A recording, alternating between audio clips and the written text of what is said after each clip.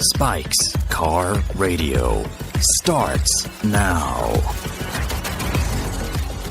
Why don't we welcome on stage Spike Ferrison and Jonny and Paul. Hello, hello. Cindy McGrain, ladies and gentlemen. You did a wonderful job. Just as a reminder, we make no money. You can just tip us after. We're excited to be here on the 75th anniversary of Pebble Beach. I can't believe we've been coming here for 75 years. We're all going to do a show together. We do the show on Saturday morning at 10 o'clock. And today, you guys are going to be part of it. So we're going to talk for a little bit, and then we're going to throw it out to you for things to talk about, or if you have questions, you can talk into the microphone, say your name. You'll be in the show next week. We'll all take a picture. And we even have a couple of watches to give away and a jacket, and we'll have a good time. How does that sound? Sound good? Yeah. All right. Yeah. And what the hell happened to Jerry? He said he was going drinking with Brad Pitt, and that's the last we heard of him. Yeah. I suspect, because he just made, did you see he made that big Netflix deal for the series? That he's in the Gooding tent buying everything. Absolutely. That's what I think is going on. But he's selling cars there too, right? Couple cars. All right. Well, this is good. We're going to have a good time today. Did you guys know this whole place was founded in 1950? The first Concours at Pebble Beach was 1950. And they had it set up on the practice tee and driving range of the beach club. Did you know this, Jonny? I didn't know that last part, but I knew about the 1950. Do you know how many cars they had, the first one?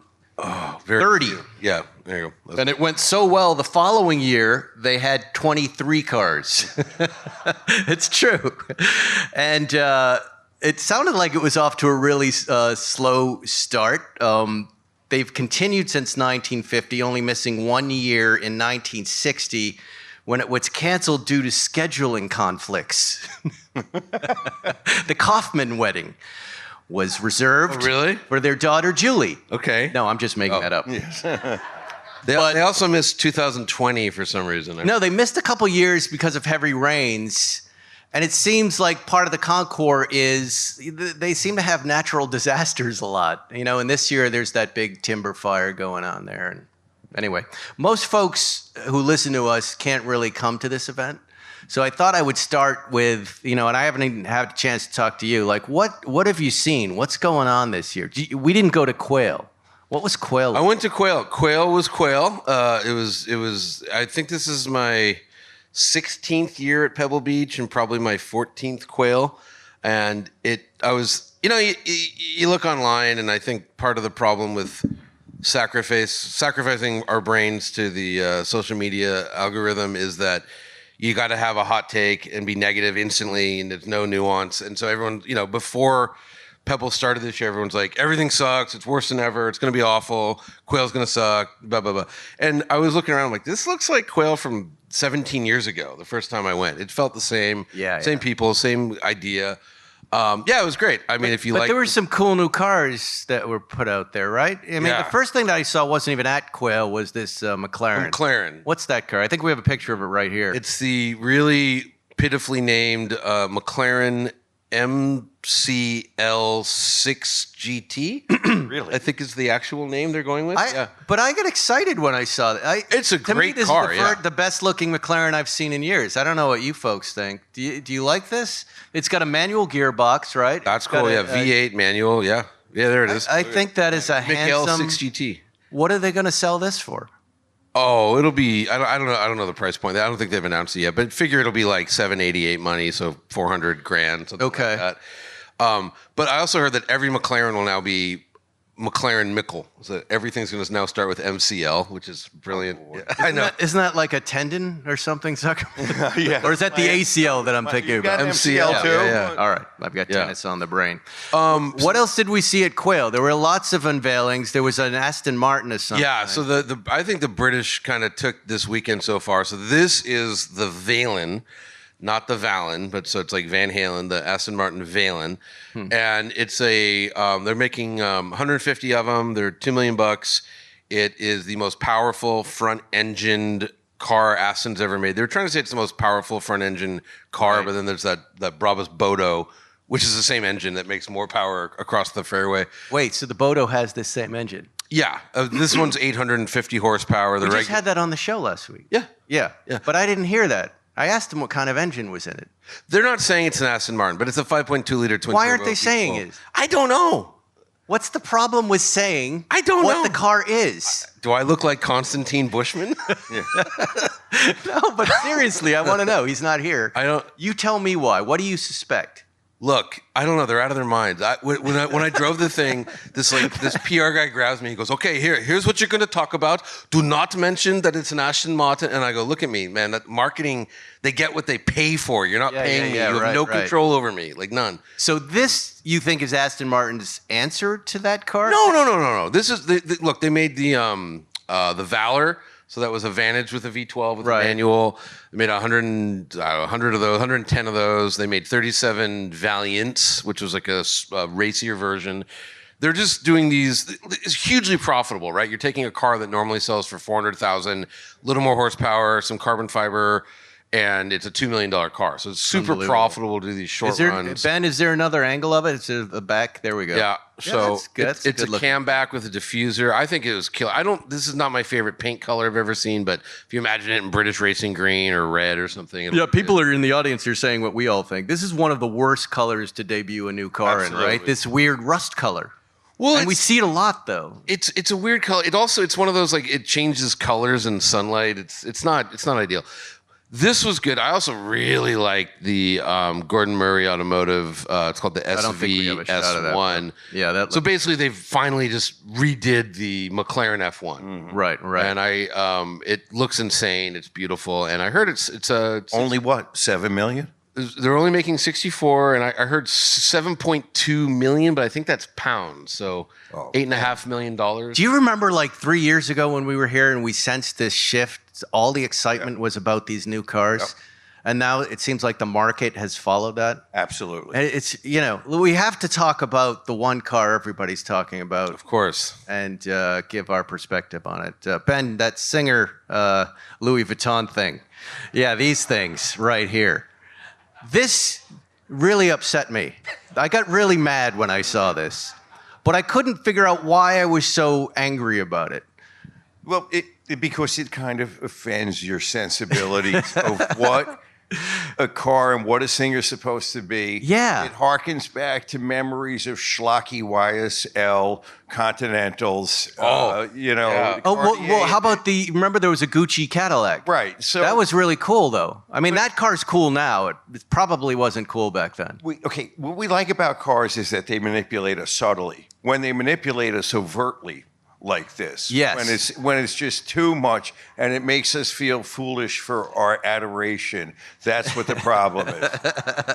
But if I may, like you like this, Johnny? No, I don't. I'm just gonna say this is not the Bill Blass AMC whatever. Right. It's not regular production. I believe it's the son of Louis Vuitton commissioned these two cars. So in other words, it's not a regular thing. Singer is not making Louis Vuitton cars. They made two. And then you look at the craftsmanship. They're not making Louis Vuitton cars. They made two. To me, it's not regular production. It's not like this is the height of the car bubble is about to pop. This is one of those indicators that the stock market's going to crash. Over 1929. Look at that. Yeah. I mean, well, that's beautiful. That's that's what I'm saying. And it just shows what Singer's capable of. And look, I still hate Singer. They won't let me drive their fucking cars. I like Singer. I don't like them, but I think the craftsmanship's incredible. Could I make a commission a Singer that looks like Barney the dinosaur? If I want to spend my money. Look, Gunther Werks made that Marvel. That's true. Yeah. I don't know. I'm not as mad as other people. But I will say I was wrong about one collab. If we go to the Werks shot of this special GT3 RS, Ben, are you listening? Wake up, Ben. No, that's an instrument panel of the Louis Vuitton. Not bad. No, There's a picture. If you go to the picture of the Toy Story GT3 RS that we tried to rehearse, there it is, right there. Yeah. So we went to Werks. Our people are the Porsche people. We went to the Werks show. That is the one show we went there.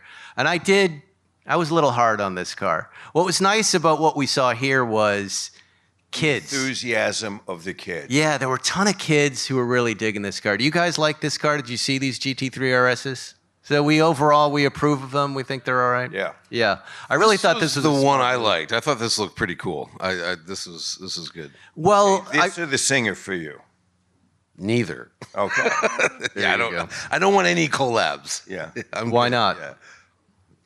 So, but I thought it's a good color scheme. I just thought it was a smart move by Porsche because it was bringing in a new generation of kids. And then what happens with these cars? Do they auction them off, or is that how it works? I know they did Sally a couple of years ago from Cars, and that got auctioned off for like $4 million or something. Right.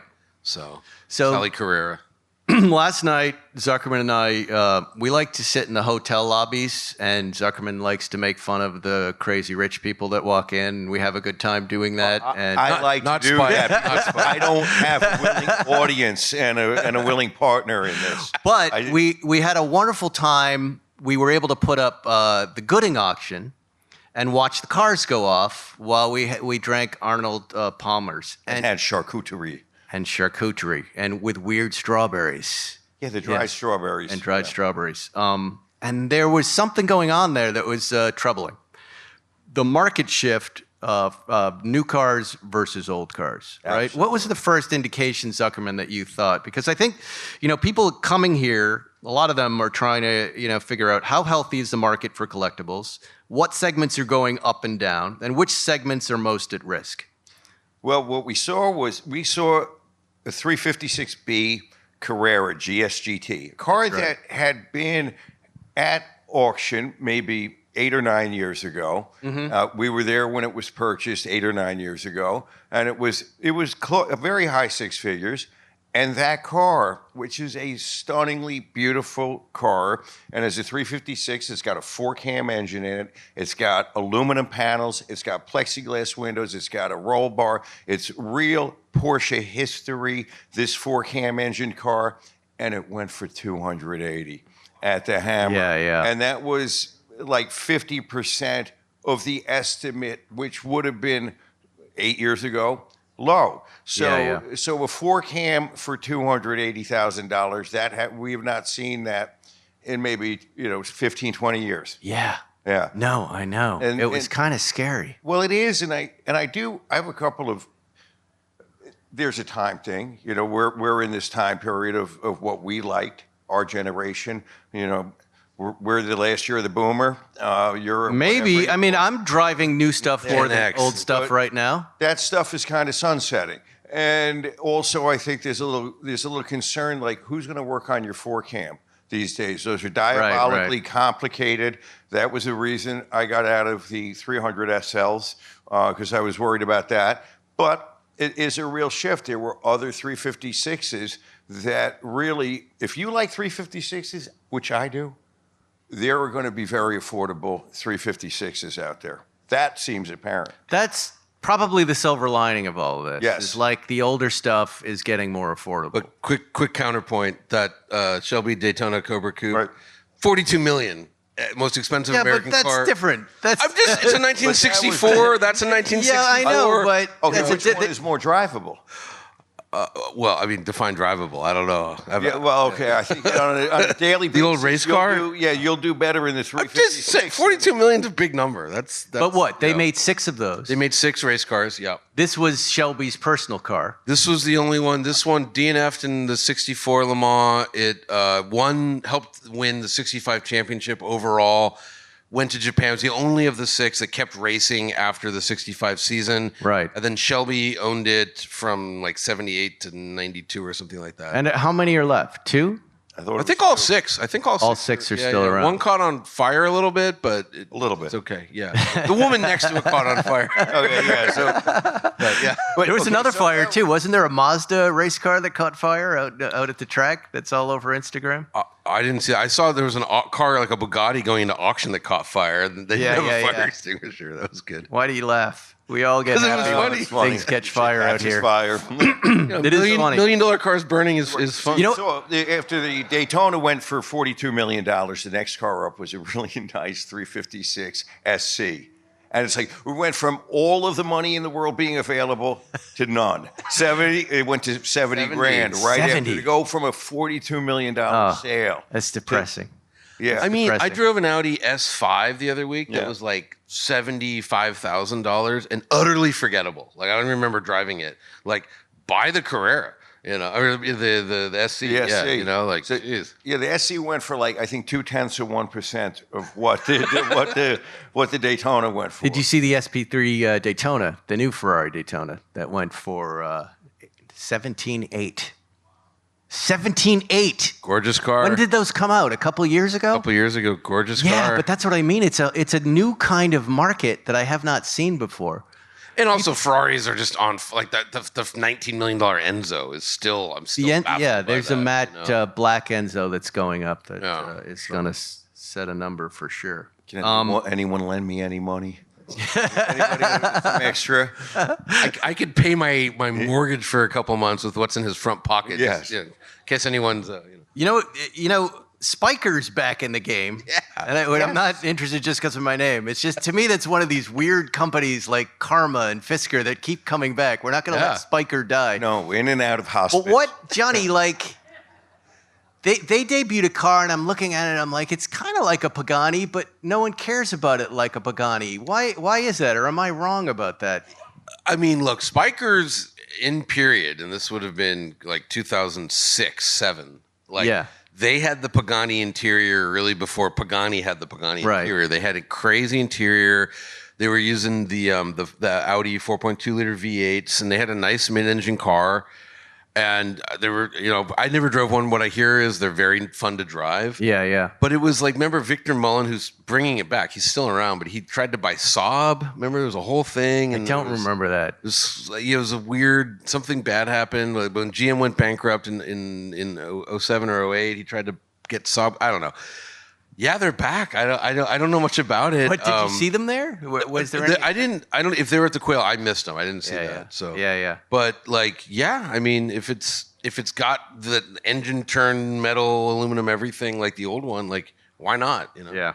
I just saw that new Jaguar thing. What do they call that car? Type 01. The Type 01. We just Yeah. on the way here, they were driving it in.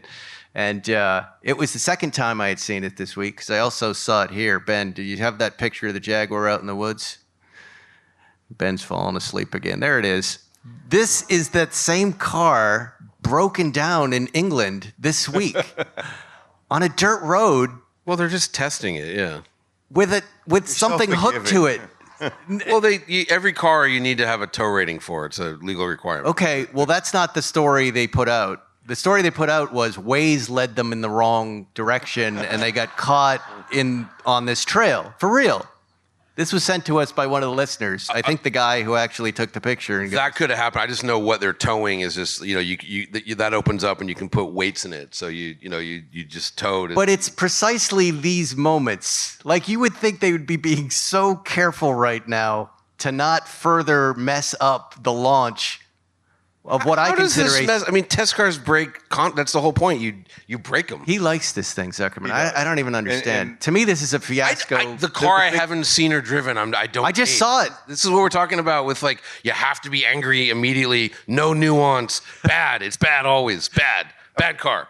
You guys excited about this car? Anybody out there? You can speak. Go ahead. Anyone driven it before you comment on it? No. Okay, so you don't know anything. But it's not what I'm saying is you're not going to dream. I can't wait. But have you called the dealership to order one? Anyone? No.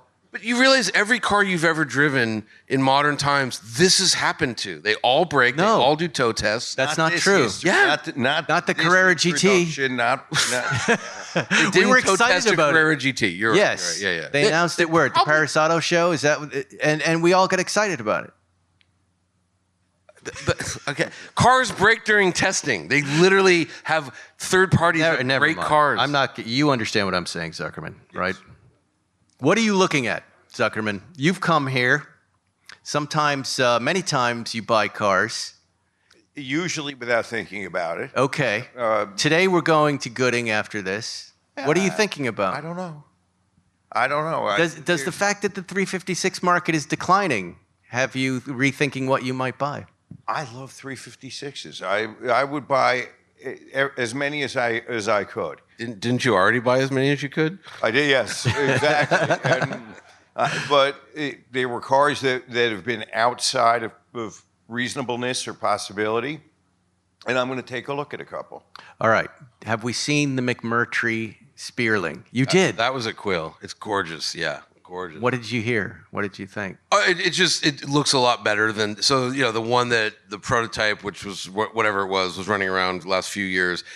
This one is now bigger, longer. People can fit in it. It just looks a lot better. It's just really. I mean, I'm excited for it. It looks really cool. They had it on the street here. How did they do that? They can just drive it.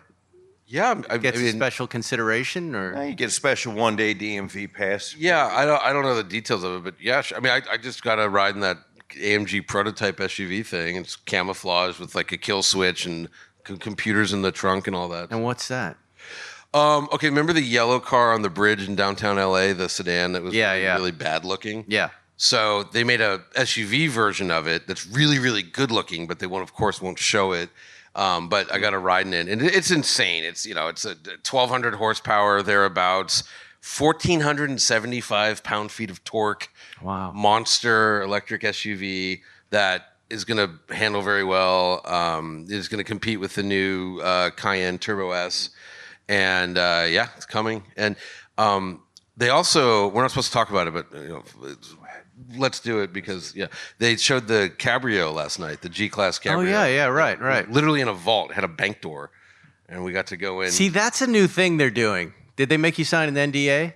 No, but we had these weird pouches that sealed our phones up that they like clip shut with, like when you buy something at a department store. But what's the point? Isn't the point promotion? Like, why are they They're doing? like, you can't talk about it. I'm like, you showed pictures of it. There's pictures of it on the internet. Why? I don't know. To yell at me after the show, I guess. I don't know. Yeah, but when is that coming out? Soonish. I'd say like first half of 27. The Brabus guys had a version of it, their Cabrio 800, on the show last week. And it's like, okay. And it G-Wagon cab, fine. Yeah. The Brabus one costs 4 times as much as this one will cost. Yeah, I yeah. wouldn't give a price, but figure like 210, 215. Yeah. You know what we didn't talk about is that Flauback Porsche, the slant nose. What is that deal? Did you see it? Yeah, I saw. What do you guys? You have a take on it? Well, they're only making one. It's a one-off. It looked like it was built on a 2018 GT3 RS. The GT3 RS. Yeah. My take is like they didn't have anything to do this year, Porsche, so they just brought that and a Carrera S with a manual gearbox, and that was a little depressing. Well, I think the Carrera S is really cool. No, it is, but is it Pebble Beach cool? Well, they're just launching a new car. Yeah, Zuckerman, you know what I'm saying. It's a little tepid. It's a little tepid, right? Yeah. Where's the hypercar? Oh, I don't know. But do you know what I mean? Yes. Where is the hypercar? We were talking to a friend of ours at the Porsche party last night. Porsche party was fun. It was. Good time. But that was the one question we wanted answered. Like, where is this 918? Yeah. The next car. Where's the new? Remember, car? they went down the road of it's going to be all electric, and then they had to back out of that. No, I remember that. Yeah. I know where we're at. Mission but X. That's a year ago. We were waiting. That was 3 years ago. No, I mean where we were asking this question. Right. Like, do you think they're in trouble and they're not going to make this car? I mean, it seems like it's a party right now for cars like this. You look at that Daytona result, right? It's crazy. There was a 918 that went off for $4 million last week. This is the sweet spot. You will not feel good about yourself unless you spend $2 or $3 million on a car. So look, it's crazy not to follow up the Carrera GT. Like they could do something like that. They could do a modern version of it. It's crazy not to. I don't know where it is.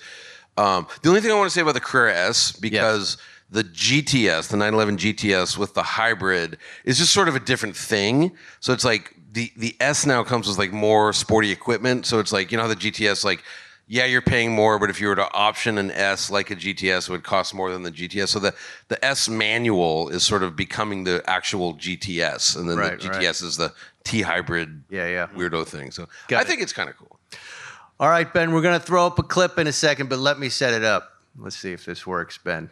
This is what we do on the show. We like to talk about things we've seen in the news, and here was an interesting story. A man suffered burns after a U.S. Fish and Wildlife Service officer deployed a taser that allegedly sparked a fire at a gas station in a Fort Mojave Indian reservation. Go ahead, Ben, show the clip, and I want to get Zuckerman's point of view here. Guy just got tased. Fire. Fire at the gas station.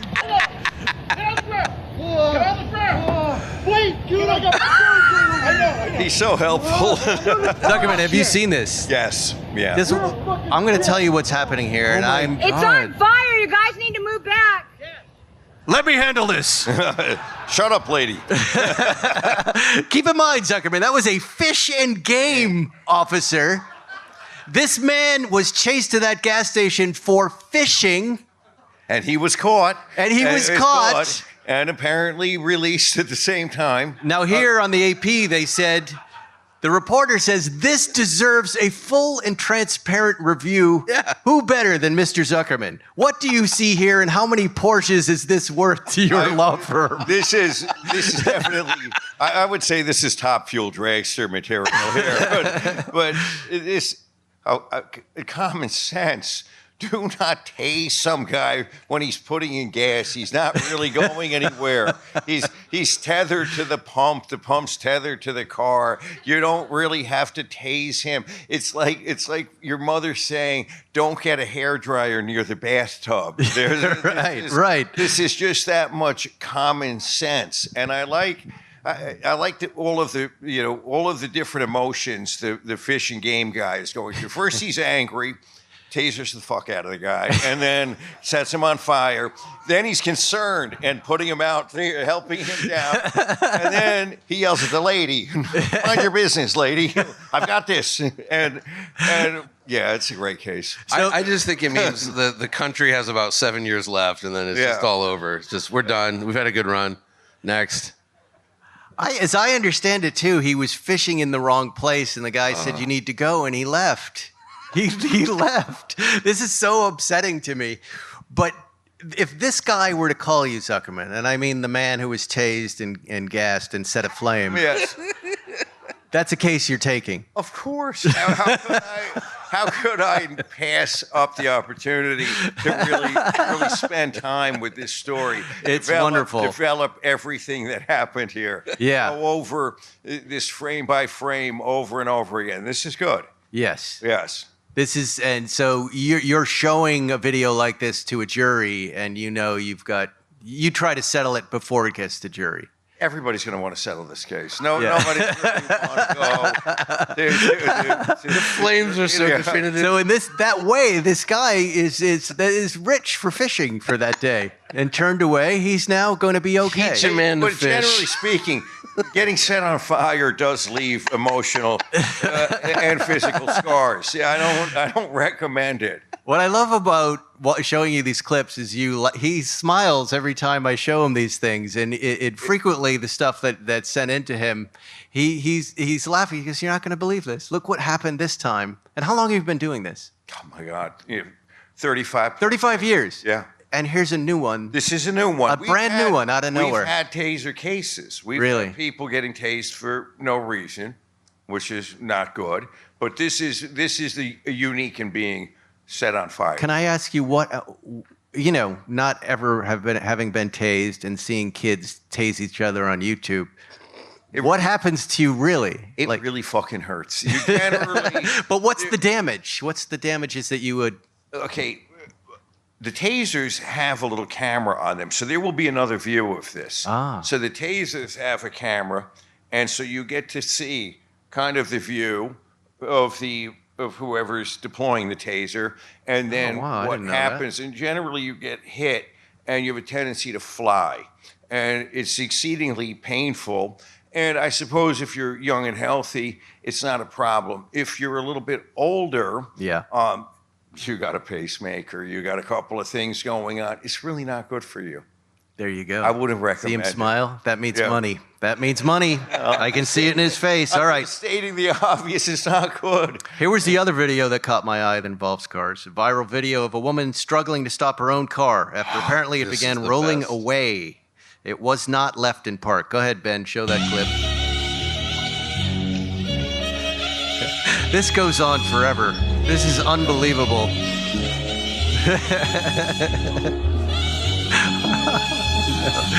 It's not over. It's not over. We're only halfway through.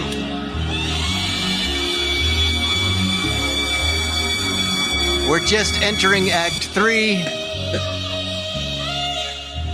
And The inevitable there it happens. is. Wait. But it's not done. It's not done. There's your ending, ladies and gentlemen, right there. She tried valiantly.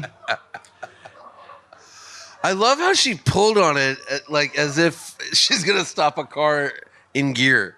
Do any of us know what was happening there? Aside from it was in neutral? What? She put it in drive. It was in drive. was- You had an automatic transmission in drive, and it's just gonna go. But it's just crawling. Yeah. She could have jumped in at any moment. It was real minimal effort. Easy for us to say. Yes. I've had that happen. have? you jump, yeah. I have done that too, yeah. I did that with a Countach in reverse. That was, Oh. that was bad. Yeah. Older Range Rovers from the 90s had that thing where you thought you were going into park, but you were in neutral. Yeah. Those had a tendency to roll. You know, you must get cases of people running themselves over a lot. It happens, right? I mean, it just looked like it almost happened. When you run yourself, it's not really a case. I get calls from people like I get calls from people like this who tell me that the car did something wrong, and then I gently explain. Well, no, the car did what the car was designed to do. There was a little bit of operator failure, so I do get these calls. Really? But it's really I have. What about running over other people? Yeah, that's happened. But when you get a call that someone's run themselves over, do you ask who you're going to sue? Yourself? Is that what you're asking me? I try to be a little less. You know, somebody's calling. I don't want to really tell them, "What are you, stupid?" I mean, You don't? Yes, you do. I don't understand that. yeah, it's You're more professional there than you are here. absolutely well, yes, Yes. of course. So Okay, got it. I listen to the story. I say I understand how you could think that there's a problem with the car, but in a court of law, we're never going to be able to prove this. That's kind of And that's it. letdown. That seems Yeah. pretty reasonable. Yeah. That seems very reasonable. All right. I want to ask you folks to get involved in the show right now. Do we have a microphone floating out there? There you go. Raise your hand, and we're going to talk about whatever you want to talk about. I'll give you 10 minutes here. There's a guy with a hat right there. You can ask a question. Guy with the hat. Ask us to comment on something. You can comment on something if you like. Just say your name so we hear it in the show. Say where you're from so we can make fun of you. And then talk. Yep, I'm Jared Casebeer from Seattle. Hey, man. Nice to meet you. Yeah, nice to meet you guys. So you mentioned, Have you seen Jimothy up there? I have. Yeah. You have seen Jimothy, the little It's in raccoon? my backyard. Yeah. No, for I'm real. kidding. No. Jimmy. Yeah, I know who Jimothy is. Is Jimothy the raccoon with the spine issue is. Zuckerman pointed He out is, real yes. or AI? He is real. That's nice to know. Yeah, there was videos of him about a year ago when he was a baby. Yeah. now- Do you folks know Jimothy here? Go ahead and applaud if you know Jimothy. Look at that, Jimothy. Yeah.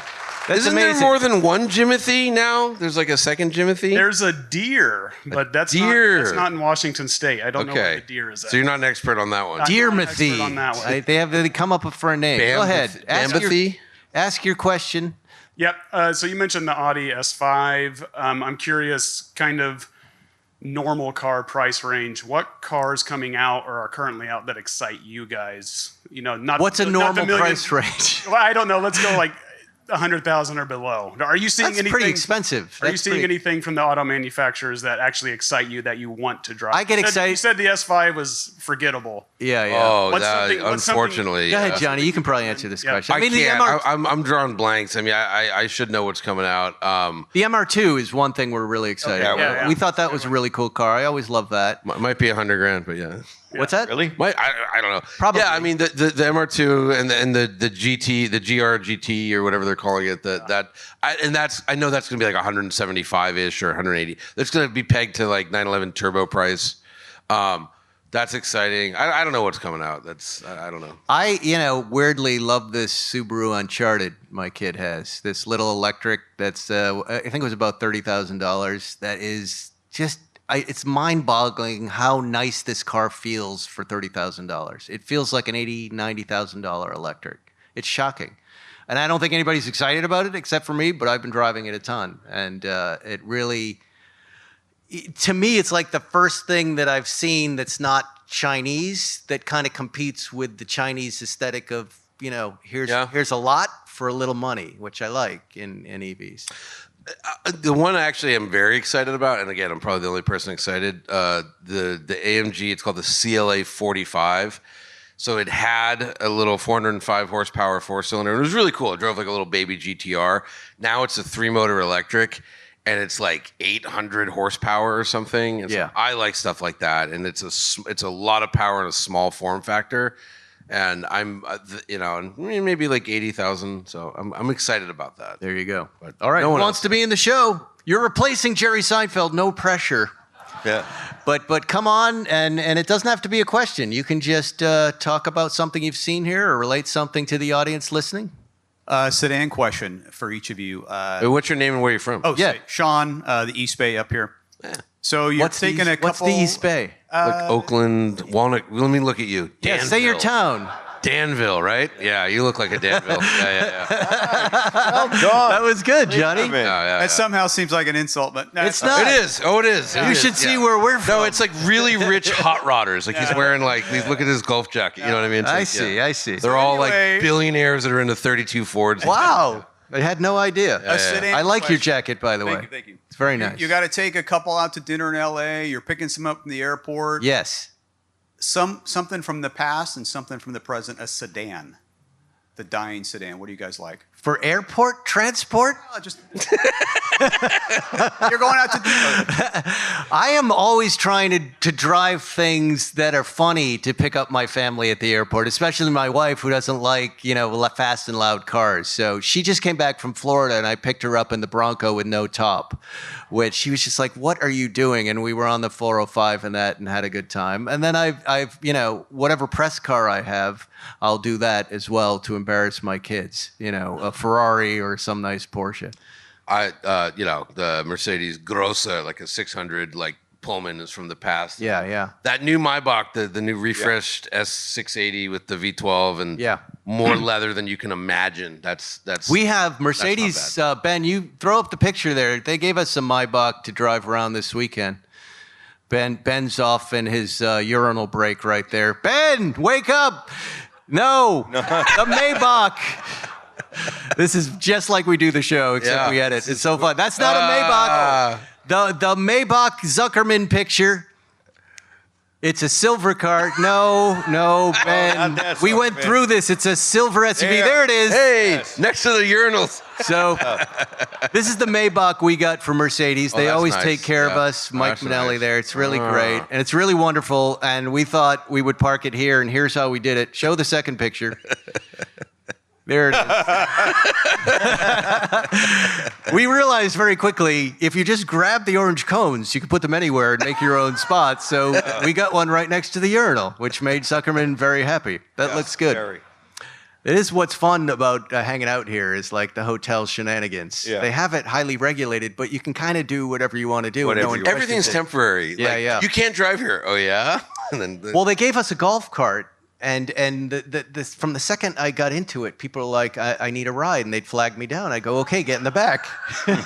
And I took people to a restaurant called The Hay. Is that what it's called? The Hay, right there. Two very nice ladies and then a gentleman. There I go, going to The Hay. And I go, right this way. And then gave me $5. I said, thanks. Only you. Really nice. Only you. Yeah. I felt like I was of service. Yeah. And I love driving golf carts. I love driving other stuff. What do you have? Somebody have a microphone for one of these fellas right here. There you go. Welcome to Spike's Car Radio. Thank you. Name? T. Abraham. I'm from the Gold Country in the Sierras in California. Oh, there you beautiful. go. Welcome. Nice. You're not going to guess the city. Oh, you don't, Placerville.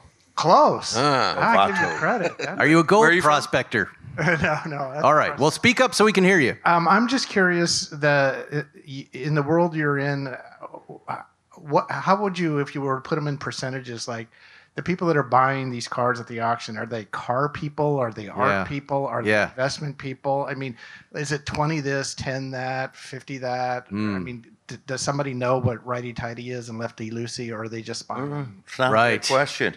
It's a good question. I don't know that we're going to have percentages for you, but doesn't it feel like there's a lot more investment money flowing through these markets? And, we were talking about this yesterday. Yeah, I think the Daytona is somebody who's an investor collector. No way. That's an enthusiast. No way. But no way, because the last one that sold for like, I forget what it was, like $9 million or something. That's a real speculation to $42 million. Here's something we heard. You gotta love that car. From a dealer that we respect and a couple other folks, that there's been a big shift in wealth. The older folks have died, and they're leaving millions of dollars to their kids, and financial advisors are saying, why don't you take a small part of that? They've been watching the car market go up for years, and why don't you invest that? And this dealer we talked about yesterday, Zuckerman, in Florida, and a couple others have said that's kind of what's happening in the market right now. And what we might be seeing is a lot of investor money, and again, like, I guess it's boomers. I guess we'll be dead soon, and we'll leave those millions to our kids to buy cars. Yeah, I gotta get working on those millions. But for the first time, like, people who are managing money are saying, take 5% and invest in cars and make money the same way we've been watching people make money. So, I don't think we've ever been like that. We love to lose money on cars. Absolutely. It's something we do very well. And, I can turn cash into debt, But we think about this question a lot, and how, at least for us, making money in cars doesn't make us happy, but driving them does. Driving them with friends is the one thing. We're a drive tribe. We like to drive, and that does it for us, and that's about it. We've sold cars and made money, but we're like, oh, okay. Usually we're missing that car after it. That's our experience. And I also think the investors would be just looking at blue chips, which I think is what's like fueling the insane Ferrari spikes. Because I remember, my first time I was at Pebble Beach, which was 2009, someone said, like, Ferraris appreciated 9% annually. That's like a Rembrandt, So I heard that almost 20 years ago. Yeah. So, but I think, like, most of the stuff being sold at auction is car enthusiasts. I think most of the people here are car enthusiasts, and it's a weird thing to, like, yeah, you should get an old Maserati. Like, you take your retirement fund and dump, you want a bird cage. Yeah, but there's more of that. I mean, if you look at Instagram, there's that guy, I don't know if you know this guy, he's just tracking prices like they're tracking watch prices. Sure. There's a lot of that, and I think that's brought in a lot of investors, a lot of speculators. Yeah, probably. Probably. You talk to David Gooding, ask him that question. He's the guy. He knows. Any of these guys know who's buying these cars. He would never say anything on the record. Nope. About anything negative about But anyone. A few beers out back with Charlie, they'll tell you anything you want to know. All right, who's next? Who else? Wow, go ahead. Get him a mic. Quickly, sir. Quickly. Hey, Larry from the Bay Area. Hi, Larry. Hey, Larry. From the Bay Area. Look at the smile. Marin. Where in Marin are you from? Not Marin. Los Gatos. Los Gatos. All right. Okay. The claw, the cats, yes. Curious, do you guys PPF your cars? Good question. We just sold the 718 Spider RS, and the guy who bought it called, and he goes, I'm PPFing it because we didn't. And should I keep the Spider RS emblem on the side? Which I guess they put the PPF over. Oh, yeah. Yeah. We don't. We like to get the dings and the scratches. We don't quite care about that. I PPF my cars. He does. 100%, yes. But which cars do you have that you PPF? My Rivian and my Toyota are both PPF'd. Really? Yeah. What the Rivian I offered, what did that cost you? $9,000 or $10,000? Well, they wanted, the original price for the Rivian was, they wanted $14,000. Wow. And, I did not pay anywhere near that. But it has to be replaced. But I have a friend who has a shop who'll do it for free. But it's weird. It's like a grandma putting plastic on a couch. It's like, you know what I mean? It or those the things that come on your watch that you peel off. It's like not taking those off. Like to me, it feels wrong to do. What I've seen happen a few times is somebody goes to take the PP off later, and then peels the paint off. Yeah. That was like That's- 10 years ago. The technology is really It's so much better, just Johnny. Did that recently, though. Yeah. taking Yeah, that no, it stuff off. happens. It I don't happens. know. I never have. I think you're getting too precious about your car at that point, and I think cars are meant to enjoy and take them out. If you off-road, I would PPF. And there's nothing you can do to them that you can't fix. There's a guy... Or PPF it and don't worry about it.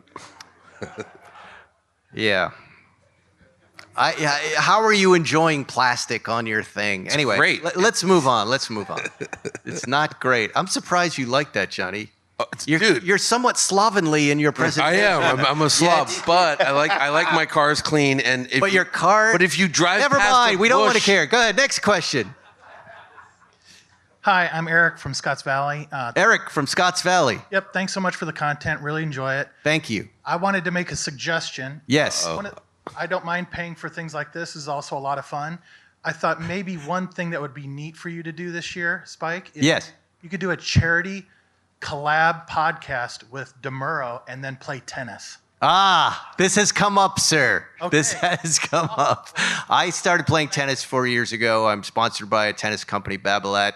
One of my friends who's a college player is his girlfriend is teaching Doug DeMuro in Nantucket. DeMuro has a Nantucket house, by the way, and a Carrera GT.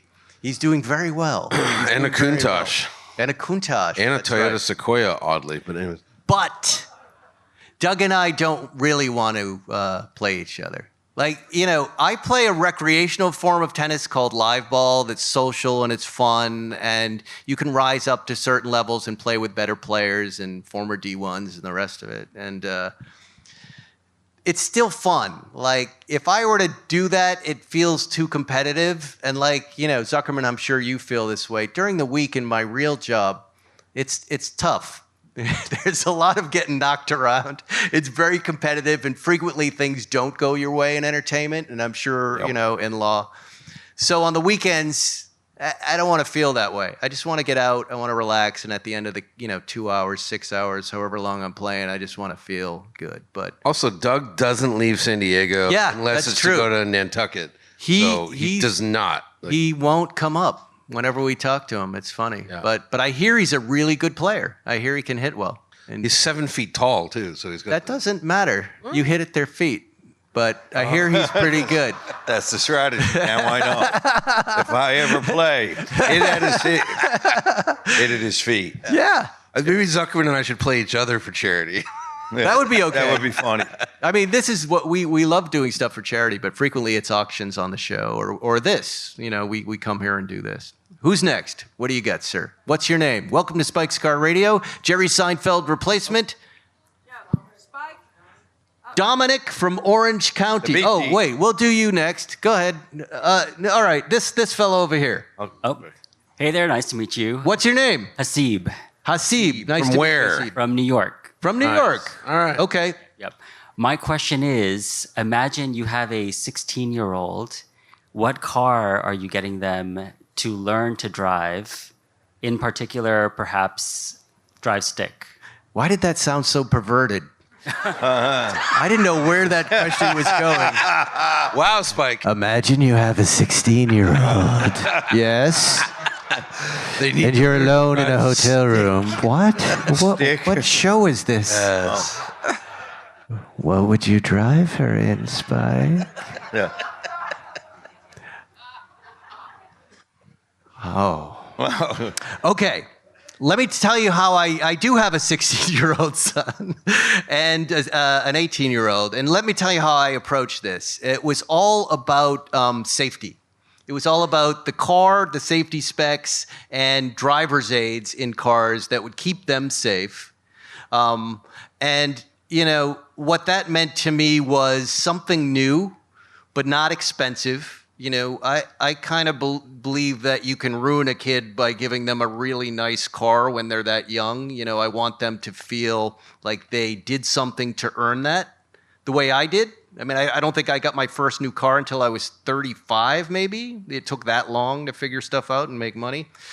But for me, again, not to belabor the Subaru Uncharted, like that car is a home run. And when I drive it, it's keeping me from getting in accidents. It's like, hey, the light changed and I was looking down, or hey, you just drifted out of the lane, or look at that person's coming up on you quickly, or you're coming, and it reduces the risk of accidents and has so far for like the last 7 months. So I'm looking for the newest I can afford with all of the safety tech, and I'm also looking at the what is it? The highway? What's the governmental highway thing?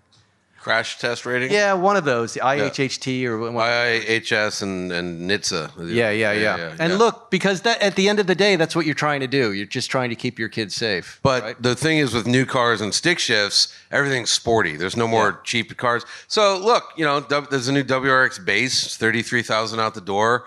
Like, yeah, it's 271 horsepower. But like, if you get them a used Tesla, that's 400 horsepower. Yeah. So get him the WRX. It's cheap and it's safe and it's got all the tech he was talking about. But again, you got to be careful. You're encouraging him to drive fast. Like, there are a bunch of kids on the west side in Model 3s that are just blazing, just driving like This is slower. The WRX is a great car, and that did come up, and that was requested, and I turned it down. I just said, that's not how I want you thinking right now. You know what I mean? I understand you love cars and you want to communicate that, but my thing with James was, we'll take one of these cars out in the canyons together and we'll drive them together and you'll get to experience them, but you're not going to drive that by yourself.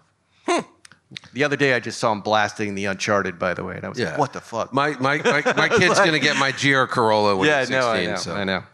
All right, now we bypassed you, sir. What's your name? Dominic from Orange County. Welcome to Spike's Car Radio. Hello. What's the first car you guys got when you started making a little bit of money? The first car you guys were really excited Boxster, about? for me. That was the one I saved for. That was my first new car, Porsche Boxster. Zuckerman? First really nice car that I bought brand new was a 2000 E39 M5. Wow. Yeah. Okay.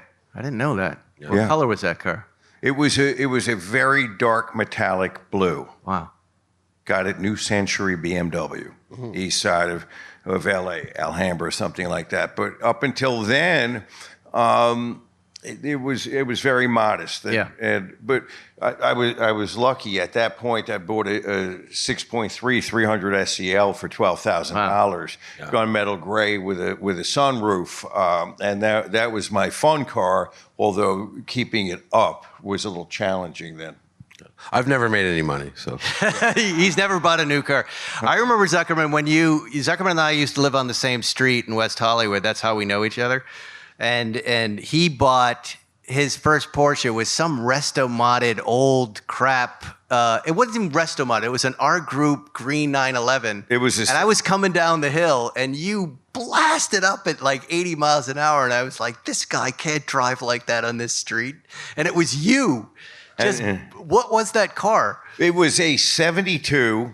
It was a 72 911 that had been turned into an RS clone. And somebody did a really great job on that car. Yeah. And I think it was not the first. You didn't notice. Before then, I had gotten. You had a Jaguar and you had a 50s Corvette. I did have a 98. And I thought, I've got to help this guy. Yeah, and I into did some real cars. And then you got that car. No, but before that, I had a 98 C2S, and I did. That. And then I had a 73 911 that had a 3.2 engine in it, and I drove that like an asshole too. Yeah.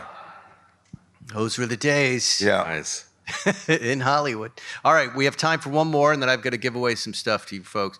Welcome to the show. Thank you, guys. My name's Jack. I'm from Denver. Jack from Denver. Excellent. Thank you guys for coming down today. I'm kind of new to this whole world of collecting cars and car auctions, and I know this is a little subjective, but at what point does knowing too much about cars get in the way of enjoying the cars themselves? I'm trying to figure out what that line is for me. So what is that for you guys? You're an obsessive guy. He's an obsessive engineer. Yeah, what are you talking about? Engineer or this texter? I think, wait, there's a lot of ways to measure that. What's right? going wrong for you right now? It's okay, you're among friends. Yeah. Tell us exactly, because you were a little general with your question, but you have a more specific question about your emotional state with relation to cars. And just say it. You're among friends here. There's only a lot of people around Very the good. world who will hear it, and they'll keep your secrets too. My girlfriend who's sitting next to me knows Yes. way more about cars than I do. So what's the Which isn't a problem. yeah. But I'm surrounded by so many people that know cars really well, and I'm just trying to figure out what's that line for. It doesn't matter. For me. It doesn't matter. It's irrelevant. Spike knows nothing about cars. That's Nothing. true. Nothing. That's absolutely true. Not one thing. As long as He you likes the enjoy, Luce. as long as you enjoy what you're driving when you're driving it, it doesn't matter what you know or don't know. It's the drive. Yeah, 100 times I would meet people that, when we do a car matchmaking, they're like, I'm not really a car guy. I go, oh, what do you drive? They go, I have this Prius. I really love it. I go, you're a car person. You love that car. You love the thing you drive. So, really that's the thing. It's the thing we've always loved about the car community is there isn't that much judgment. Sometimes we pretend up here to judge stuff, but we love everybody who loves cars, and whatever they love is fine with us, So it's really a personal thing, And I would say chase stuff down, make mistakes, And I would say, learn. don't get bogged down. Like, if you don't know what a trailing end link is, don't worry about it. You know what I mean, you'll And don't be fine. let her bully you. That's what's going on. I didn't want to say it, but yes. Yeah. She should not be doing that. If you need help, just put your finger up right now, and we're going to rescue you. Link. SOS. Is that what this is? Do you need help, sir? All right. Unless anyone has a burning question that needs to be asked, we're going to give away some stuff here and then say goodbye. Is everybody good? Can we do that? Good. Excellent. You guys have been a great audience, by the way. Thank you so much. I've got some things to give away. And to win these things, you're going to have to raise your hand quickly, and I'm going to have to call on you, and you're going to have to say the correct answer. And then I will give you the thing. Does that make sense? You have to get the correct answer. But you have to get the correct answer. And I might arbitrarily just give it to you for no reason. Also, here we go. The very first thing we're going to give away here is this Fat Ice Race jacket from last year from Bentley, rookie season. If you can answer this question, Zuckerman and many of his lawyers depend on this prescription substance to get through the workday.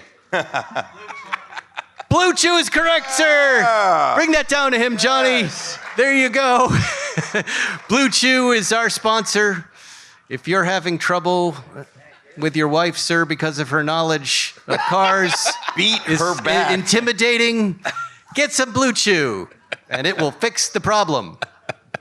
All right. Up next is our newest Sheffield SCR watch, number 2. This is the one I personally designed with Jay Turkbus. The first time around, I made some changes to it. I approached it like the 992.1 and 0.2. This is the 0.2 of the SCR2. Refined and better and cooler and different teeth on the bezel. You can answer this question. And I'm going to call on you this time. Don't yell out the answer. How did the restoration experts restoring Johnny's 914 formulate the color code for signal yellow? You, sir, in the back. He eyeballed it. Unbelievable. Come on up. Come on up and grab this watch. That's right. Johnny's restoring a car. Ben, I think you have a picture of it here. You can throw it up. There it is. This car has been in restoration for 7 years, and we are currently rescuing it from the restorer because none of the work is getting done. But at least it's a one of one color. Yes. It was supposed to be signal yellow. This is the state it's in. Do you guys have any updates on this, by the way, Zuckerman? Yeah. No, I mean, we need to actually sit down and contact each of the shops that said they would help us and go with it. By the way, real quick, remember the whole Mr. Toad-All thing from last week? He towed your Zagato. I know, I heard. Yeah. Okay. It's all right. Had to get that up. Look, here we are. We've been doing this for a long time, and look at the mess we're in. So, in a lot of ways, what we like about talking to everybody is we all kind of share the same problems, and it's really how this podcast was born is, guess what happened to me? We tell this story, and you wouldn't believe the stories we hear from our friends who go, I wasn't going to mention this to anybody, but guess what happened to me? So this is our current drama, figuring out how to get this out of the restorer and to the next guy and get it on the road for Johnny and figure it out. But we're on our way to doing that. Final question. This is a hard one, but you will be getting the new tennis watch with the solar movement. The subdials have little solar cells in them that encourage you to go outside and be active and work out. And unlike the Swatch Omega, I had 3 of them that broke that inspired this watch. It doesn't tick at 100 decibels either. No. Yeah. And the Swatch Omegas, which are nice and light for tennis and other sports. If you watch TV and you're like this, it's just like... Let me finish. You take the battery out, and when you replace it, it doesn't seal properly, and the sweat goes into it, and then it rusts and it dies. This will not do that, ladies and gentlemen. It has a real sapphire crystal and metal on the back, and I've been using it for like the last 2 months. Amazing watch. It could be yours if you can answer this question. Here we go. Zuckerman and I recently acquired 2 ultra-low mileage Porsches from the Seinfeld collection, a 356 and a 911. On the show, we refer to these cars as blanks that dropped from Jerry Seinfeld's table. You, sir. Crumbs! That is unbelievable. Yes. Well done. Come on up and grab it. That's our show, ladies and gentlemen. We thank you for buying tickets. I want to thank Cindy McGrain over there does a great job. Vince, who runs the Concours. The team here has made a wonderful time for us. Mercedes for the Maybach. And of course, all of you for buying tickets for charity and showing up. And if you want to come up and take a group picture with us, I'm going to post it on Instagram like I do every year. Just come on up to the stage and we'll take a picture together and you're officially on Spike's Car Radio. Thanks very much. Thanks for listening to Spike's Car Radio. Listen to new episodes every Wednesday and be sure to subscribe. Stay to the right, losers.